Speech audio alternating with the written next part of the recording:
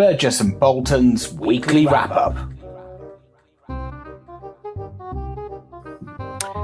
So, hello everybody, and welcome to this week's edition of Burgess and Bolton's weekly wrap-up, where we look at everything to do with the London market, technology, change, innovation. And this week we've got an interview with Bart Patrick, friend of the show, technology expert, who's coming up later.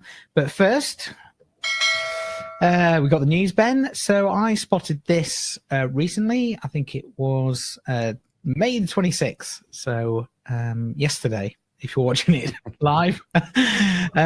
So DXC Technologies, Lloyds and the IUA extend contract to support transformation of London market, the London insurance market. And basically they've announced a $465 million contract extension that kind of cements the activities of Lloyds, and I guess is the final financial block in the roadmap to delivering the Blueprint team. There are a couple of things on it. Firstly, it's an awful lot of money, $465 million US, a lot there.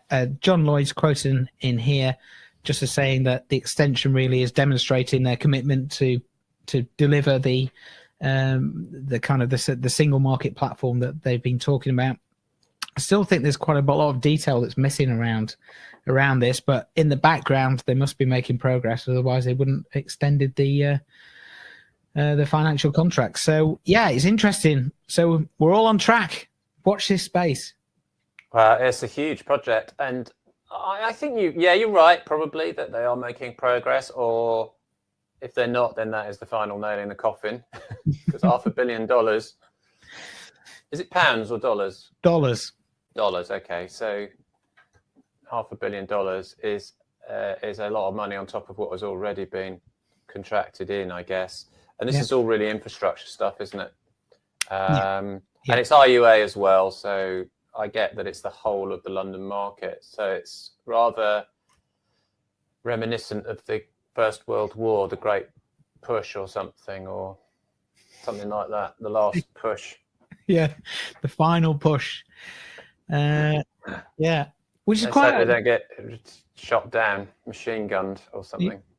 That's it. It's funny you should say that, because when I spoke to Stephen Zuanella when he first started at Zurich, before he took on the role that he's got now at Generali, he described himself as kind of the first wave over the top of trying to deliver some kind of digital transformation to insurance. And this was quite a long time ago. Yeah, I remember that. And he characterized himself as being, I will probably be shot down, but behind me there are more and more waves of people with my mindset that will be able to carry it forward. And the other thing he said to it on the flip side was that if you were sitting in an incumbent and you weren't embracing digital transformation, then it's not just another monolith will come along like a Google and just eat your lunch. It's death by 1,000 cuts. Yeah, and actually, of course, we'll have Bart on in a minute talking about what is changing, which is interesting. But also this idea that, I suppose, negatively is that a war of attrition is always bad. It may not be, actually. It may just be it's a hard slog and it needs this money, but then eventually you'll start to get all these breakthroughs and it will work. I don't understand enough of it. I'm not involved enough of it to know that, but I can imagine that could be the case. And there's no silver bullets, really. It is basically you have to hit everything hard at the same time with this wall of money and this wall of technology change. Big though, very big. We'll see it at TinTech. We've got a whole session on it, so good. Yeah, it'd be interesting to ask about that at TinTech. Actually, that would be a good conversation. Really. Yeah. Good. Yeah. Right, let's move it on. Ben, what have you found this week? Well, I've got a really interesting article here in the FT, which is entitled "No One is Ready for the Rising Tide of Climate Litigation." And this is an article by Helen Thomas pointing to a Bank of England missive saying that the insurance sector is potentially on the hook for some pretty enormous claims relating to climate issues, and what it means basically is that there have been various rulings around climate and the Paris Agreement, in which companies are being held up to have a duty. In other words, the executives and the directors have got a duty to progress on net zero targets, and the question that's been raised is if they don't, then D&O policies, for example, could be triggered because of class actions and so on. So it's really saying that the physical protests that you now see at all the shareholder meetings could easily and will easily become potentially, a large number of claims, well-funded claims against organisations that have not fulfilled their obligations, or they've indeed greenwashed those, and then those organisations will say, well, it's our D&O policies that have to kick in. So there's no particular. I mean, the article doesn't really go. In fact, the article is at pains to say that the trouble with this is that nobody really knows what these claims will be and where they'll arise, because they could be aimed at all sorts of policies. They could trigger all sorts of policies, or none, I guess, but it could be huge. Yeah. No, it's really interesting. Something we've talked about quite a lot, isn't it? Climate, the impacts of climate. We've seen it in lots of guises over the last few months, and going forward, it's going to be even more important. And I think if they do rule that some of these policies can be triggered because of climate events or them not meeting their targets.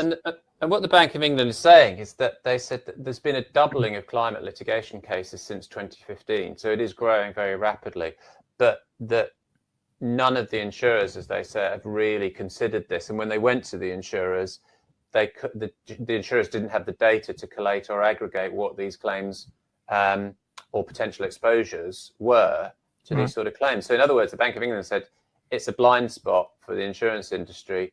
And they need to do something about it. Yeah, good. Oh, that's one to watch. Thank you, Ben. Yeah. Okay, right. Let's move things on. So we spoke earlier today to Bart Patrick, who is a friend of the show, technology expert, and recently joined Genesis Technologies. And we wanted to find out from him what the lay of the land was in terms of technology development and change. So let's watch the clip, and then we'll come back and have a quick chat about it. So welcome, Bart. Great to see you again, and in a new role at Genesis since we last spoke. So it'd be good to catch up to find out kind of what you're doing now, kind of your role, but also I suppose what you see in terms of tech development and where kind of the direction of travel is, and then perhaps later on we can talk a bit about modernization in general and your thoughts. But nice to see you, and welcome back. Yeah, good to see you as well. It's a pleasure to be here and to have the chance to talk with you. Actually, I always enjoy these discussions. Good. So you've joined Genesis, and so it's a different type of company to the ones you've been at before. Was that a conscious move? What were you thinking there? It's a thing that's been brewing over time, and I was looking for sort of a company that I don't want to use the wrong term, but sort of young and energetic, I think is probably the right thing, with the sort of leadership that Genesis has. And actually, it was the nature of the technology, where they're going and how they think about things that was so attractive to me personally to join with them. I really do buy into their vision. I buy into the way that they go about things. I love the energy within the business, and more importantly, actually, the people within the business. It's just a fabulous team to be at. And it's kind of one of those companies that it's the right company, the right technology, the right people at the right time. And we're going to talk a bit about what's driving technology at the moment, but I see this within this business, and I see it as a wonderful opportunity, and I buy into it. I like it. It's good. Yeah. So I've seen a lot of that on social media. It does come across, that team spirit. You know. Yeah, it's right the way through the business. We're there for each other.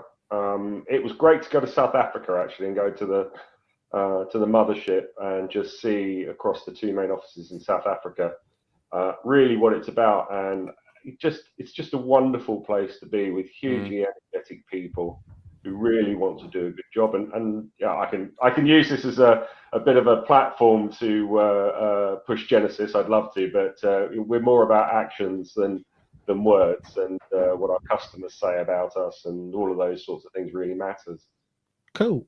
So let's talk about kind of tech and the tech landscape and how you see it developing. Myself and Ben have been speaking about this ever since kind of lockdown. There seems to be a renewed energy around change and transformation, whether that's at my events or you were at Bieber a couple of weeks ago, Ben. There's a real sense that we've reached or have just gone over a tipping point where change is no longer talked about if, it's more about when. And I just wanted to get your take on that and where you see kind of the kind of technology developments making an impact, I suppose. Yeah, it is interesting because I think everybody's wanted to go about change for quite a long time, and again, lockdown did accelerate things, but let's not dwell on that. What I really see is not necessarily the when this should happen. It's like now. It's the how that's changed for me, and I see a bit of a sea change coming through here. Yeah, there's lots of low code, no code. That's a given. Most of the insurance functionality is a given. SaaS is a given. There are big differences between the types of technology that's being put out there, but ultimately it's the how. The technology is now beginning to drive the how, and we're looking more at things like microservices delivery. We're looking at integrated platforms with lots of different capabilities. I can use the word glue, but APIs are the glue. If I ever say glue, I mean API. Yeah. Properly natively driven, API-driven integrations between different platforms. Monoliths are not really of the season. It's about short, sharp, get it done, get it in, build on that type of approaches. And that's really a big change. And I think there's a lot of drivers behind this. The word transformation is now a dirty word. It's not. Right. It's slightly discredited because there's been lots of, they're not failures, they're still going on, they're still happening, they're still being put in there, but they've never created the success or the return that anybody really wanted, because it's one of those things where, gosh, I can talk about this for hours actually, where the original intent of the transformation was the reduction of cost. It was to get new technology in there, create the flexibility. But the nature and the scope of the project that was done was so enormous and so far-reaching, it's impossible to get done. So you've got these huge projects that are just bumping along the bottom. They're there, consuming lots of money, but where's the ROI? Where's the change in the operating costs of the insurers? And I think that's causing the shift in technology. People want change. They want better customer experiences. They want more digital approaches. They want seamless end-to-end interaction, workflow. They want all in the system, but they don't want to wait 5 years for it. They want to pay tens of millions of pounds for it. They want success now. They want to show success. They want to create better customer journeys and get it done. So what's driven that change, Bart? Why has that happened? Is it a technology advancement, or is it just what you say, which is that businesses want these if they are bite-sized chunks, things that they can get, prove are going to help? So I think there's a bit of chicken and egg there. I think sort of cometh the time, cometh the technology. I do believe that we're in a situation now where technology is not a big stick. It doesn't have to be a big stick. It could be a small stick. It could be a different type of stick. I'm not going to continue with the stick analogy because I get bored with it.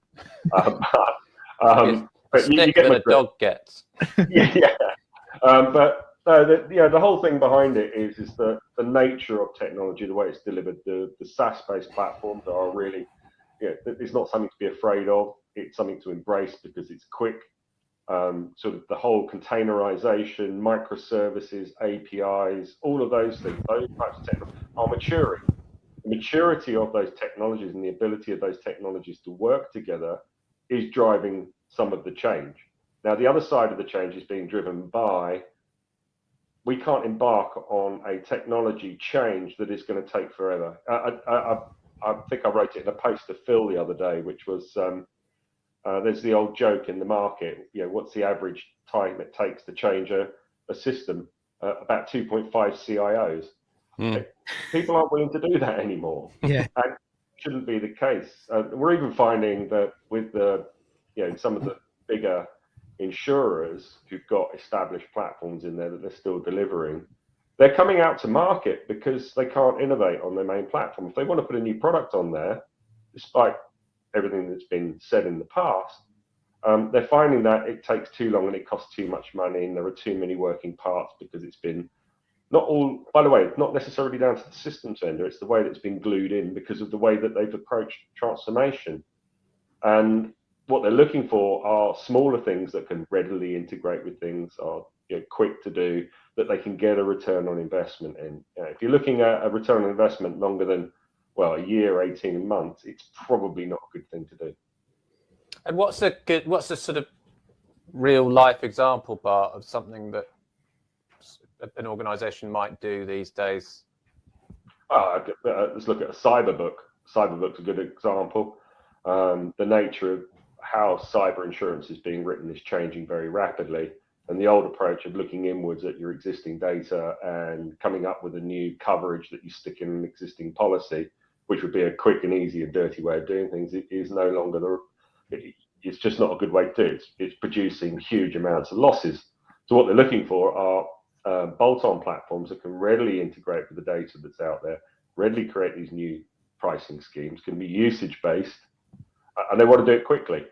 And there's actually competitive advantage in that because the cost of cyber insurance is astronomical at the moment. So if you can get in there and you can accurately rate and price cyber insurance and you can get the change done quickly, there's a big market for you. But the emphasis on speed and customer service and the use of data technology, including things like IoT and that type of thing, there's never been more in demand or never been more relevant. I ran a breakfast briefing this week, but where and it was focused on the London market and using automation in underwriting, and it featured a case study.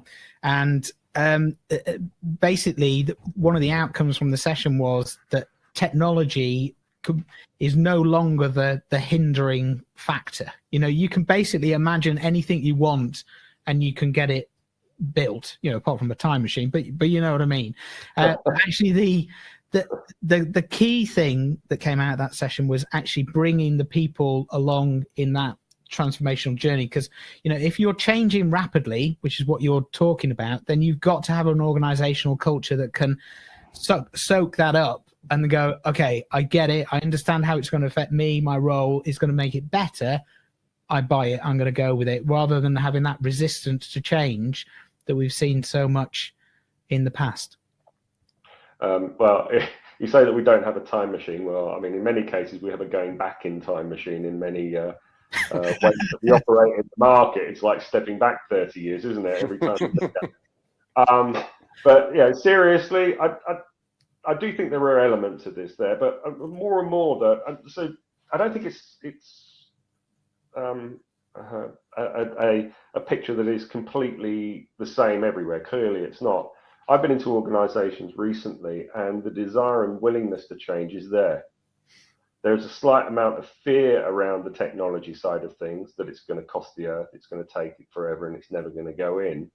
But actually, once you start talking to people about how modern technology works, how these low-code platforms can support what they're doing so they're not totally at the will of the software vendor, they start to relax. Then you start talking about how quickly you can get stuff in, how they can integrate.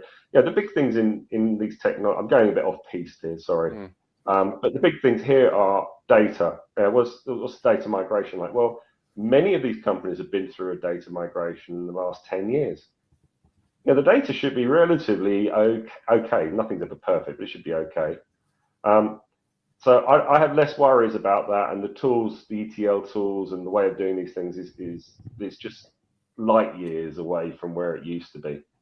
But there are also, so that integration is always another issue. Integration, big deal. Integrations, it's not actually that hard. It tends to be the system you're integrating from rather than the one that you're going to that's the problem. But again, that's an architectural issue around all of the rubbish that seems to exist within many infrastructures. So, those sorts of issues are going away. Now, when it comes down to the cultural side of things, I think people are seeing this and they're thinking, actually, it's not so bad. Then you've got the next step in the story, which is every change requires people.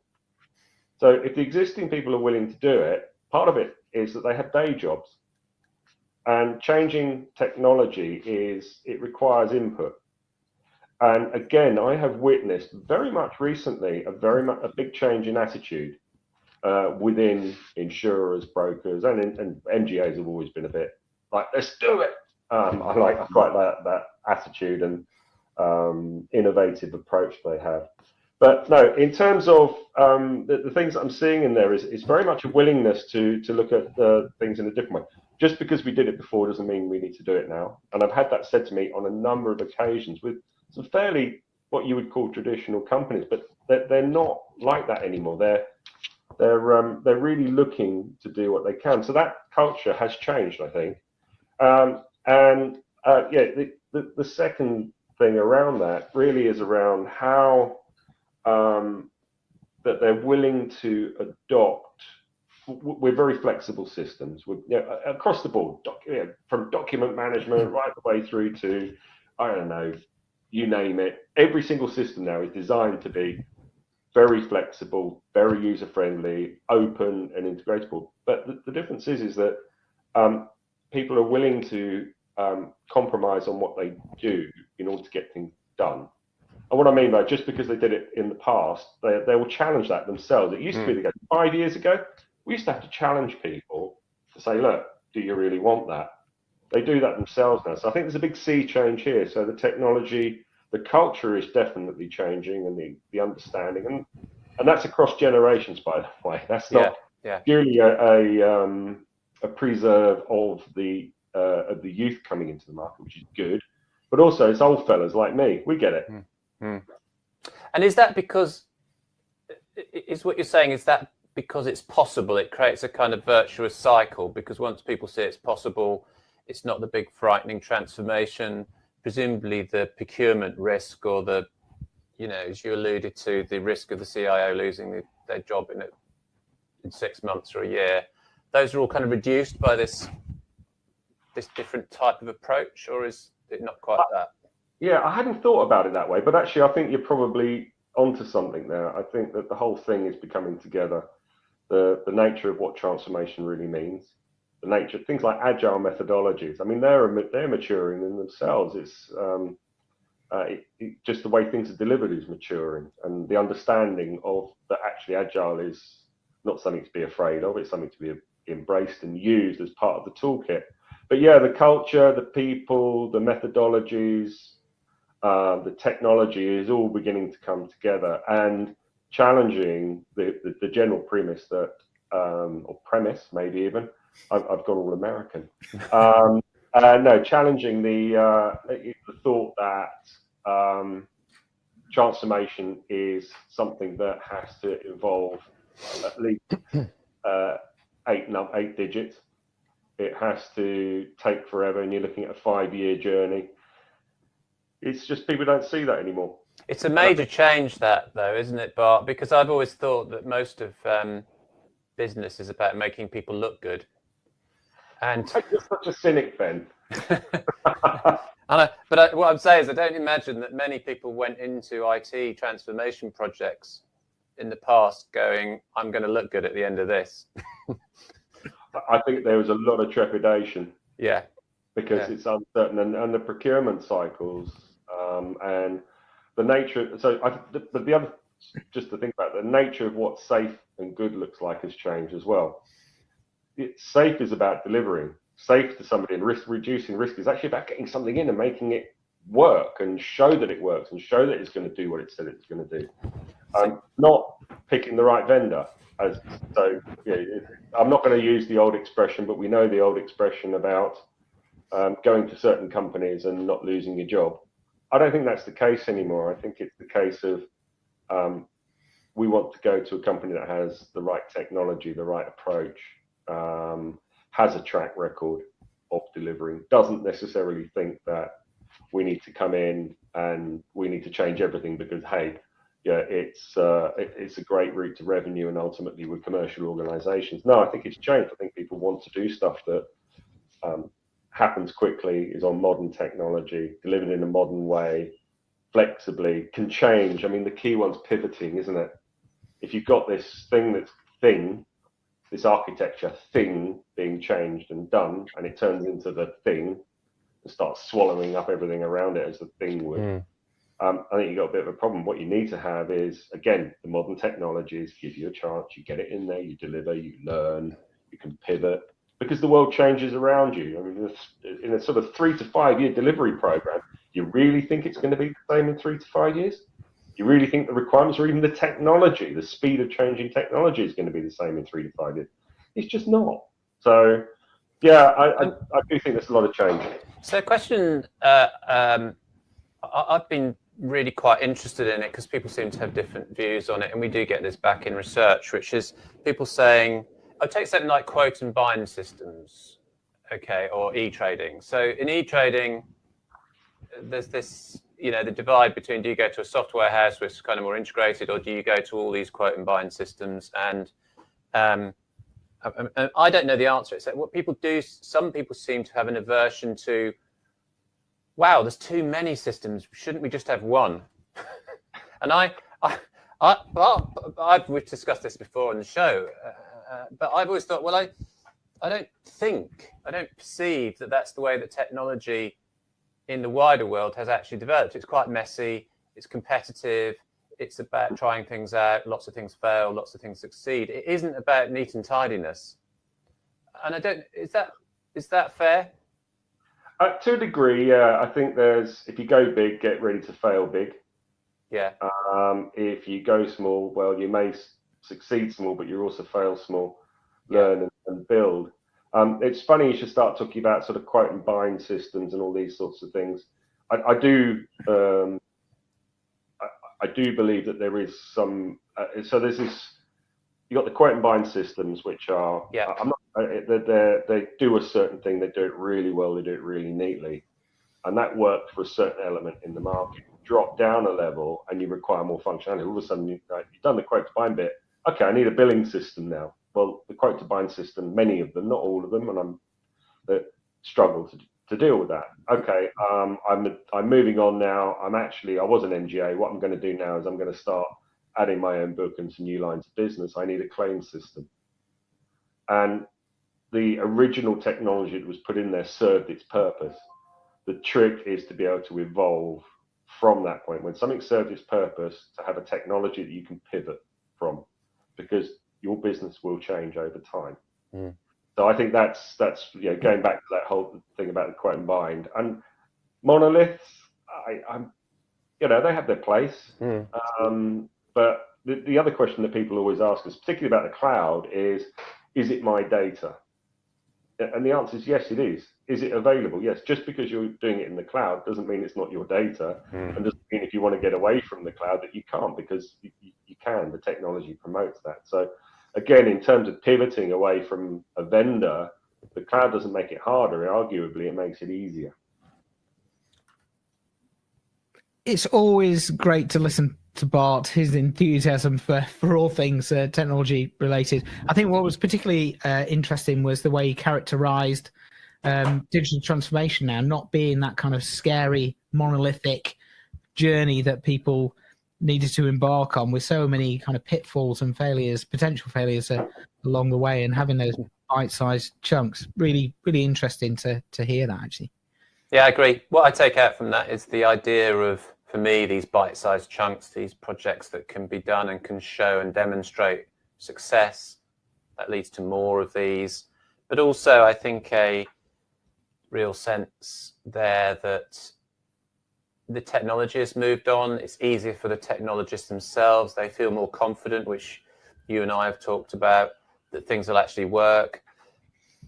I suppose too that they're not being almost forced into quoting for these huge projects that aren't going to work and that they never believed were going to work anyway. That as well, but it's a real mind shift change, and it's very interesting to hear. Yeah, it's good. It feels like there's a lot more kind of energy, which is what we've detected. Yeah, definitely. Well, that was part one of the interview. We're going to have part two next week, where we look a little bit more broader around some of the sort of shifts in the London market modernisation agenda. But we can look forward to that. So let's wrap things up. Ben, what are you doing this weekend? It's Jubilee weekend, isn't it? Next weekend is the Jubilee, and I'm going to be, sadly, not being a monarchist, so not sadly really, I'm going to be away in Portugal. Oh, good.